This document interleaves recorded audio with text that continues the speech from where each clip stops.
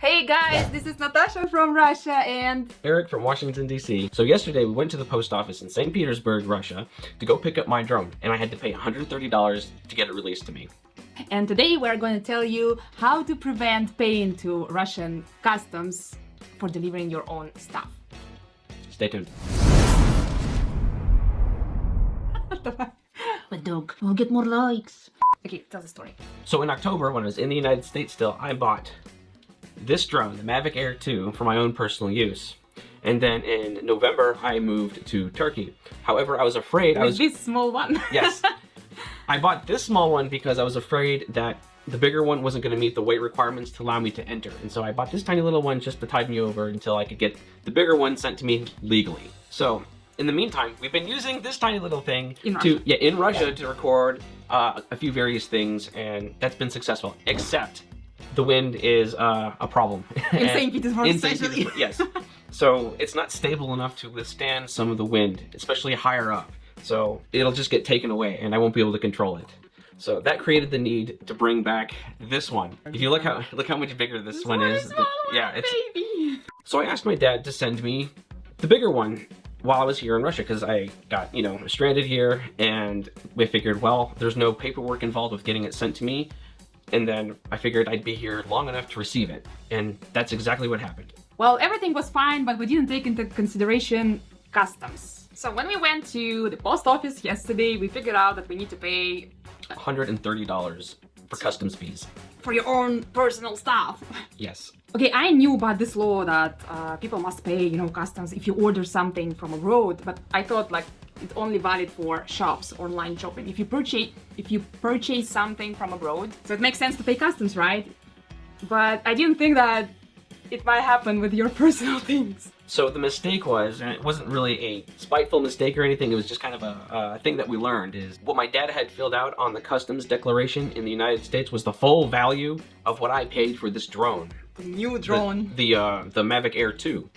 And they used that number to determine the customs fee for me to pay. According to Russian customs law, the duty-free limit of importing goods was reduced to 200 euros, which is 224 American dollars, and 31 kilogram in 2020.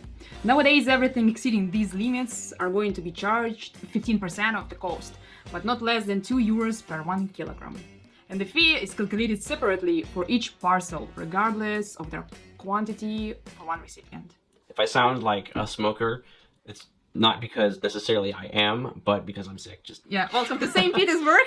Come to Saint Petersburg and you become sick. It's like norm here. So you're becoming the real inhabitant of the city.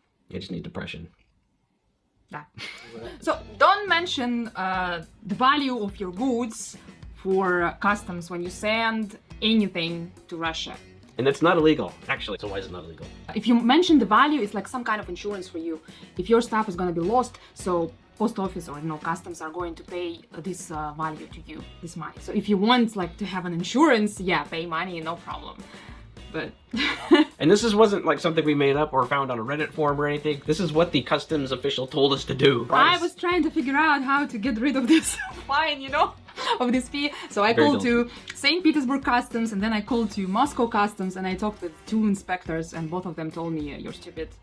Just don't mention the value and there won't be any problem. I mean, it was all mentioned with the best intentions, but now we know. Yeah, now we know, now we learned, and next time when we are going to send anything, we just won't mention the value of it. The problem is also sometimes when people don't mention the value, actually, and they send their stuff, from abroad, customs might think that it's commercial use. Like if you send, for example, 4 laptops, they will think there's something weird with that. So they might fine it even if you don't mention the value. But in this case, you can dispute it. So you can send documents that prove that it's your own stuff that you bought, I don't know how many months ago, and it's used, and blah, blah, blah. You just provide any documents you have related to that, and you can dispute it. And some people really return money like this. So also, you need to understand the risk of not declaring the value of the item you're being sent, is that it's not insured. So if you lose it, then that's it. You don't have anything to lean back on. But, there's only one thing that we had a problem with sending to St. Petersburg, and it did finally arrive, so you've been sending to me plenty of times stuff from the US, and none of this was lost. Yeah, none of it was lost. There was just even during pandemic. I'm just saying that there was only one thing that we had go wrong, but it still ended up here months later, so it wasn't technically lost. It's because of coronavirus. Yeah. It was like hell.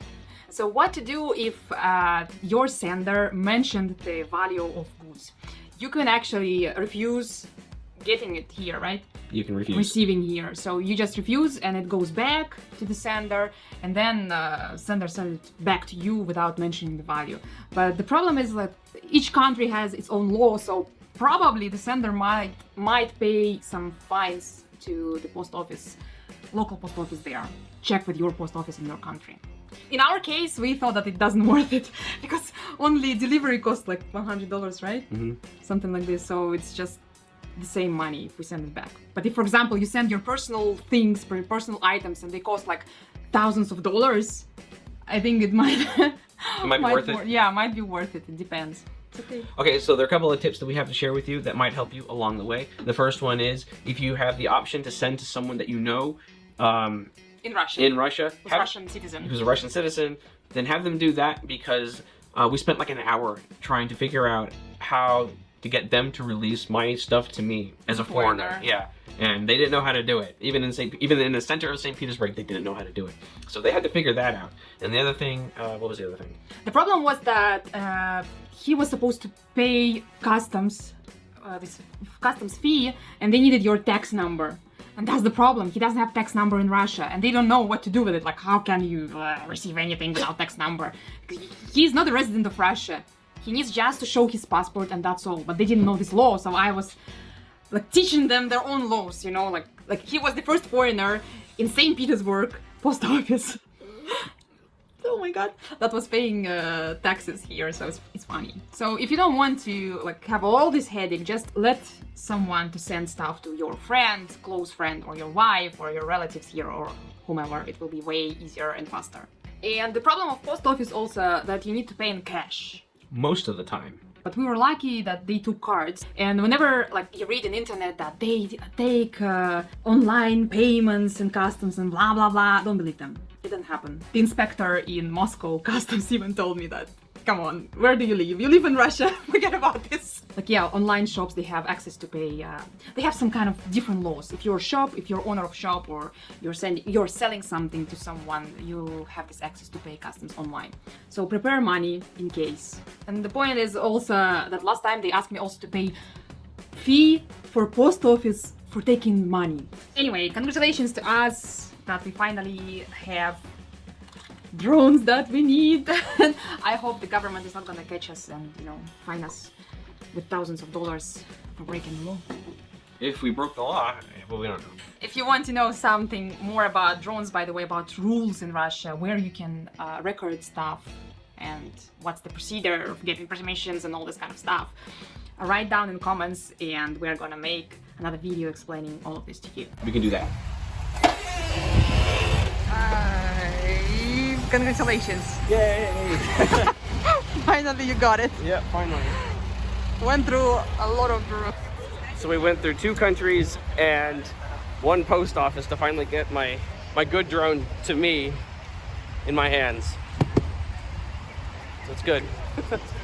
We're lucky that they didn't stop this drone, because this drone is actually heavier than it's supposed to be by law.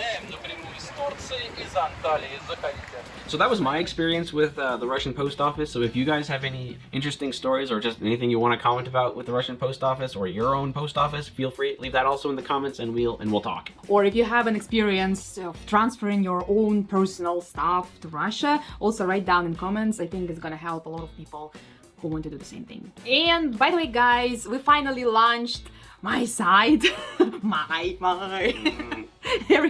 Erik helps me with the technical side of it. I'm responsible for the content, and we are gonna post more and more information there about our life here, about experience, Erik's experience in Russia also.